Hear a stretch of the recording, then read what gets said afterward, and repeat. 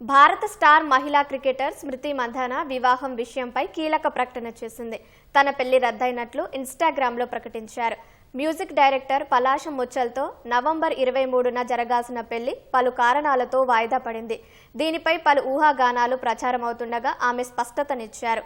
ఈ సమయంలో తాను మాట్లాడటం చాలా ముఖ్యమన్న మంధాన తన వివాహం రద్దయిందని వెల్లడించారు.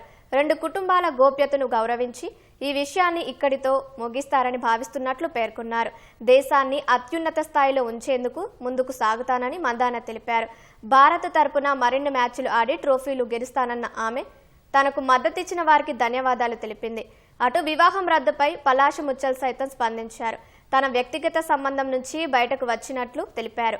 ఆధారాలు లేని వదంతులను సులభంగా నమ్మేస్తున్న వారిని చూసి తట్టుకోవడం కష్టంగా ఉందని, ఇది తన జీవితంలో అత్యంత కష్టకాలమని పేర్కొన్నాడు.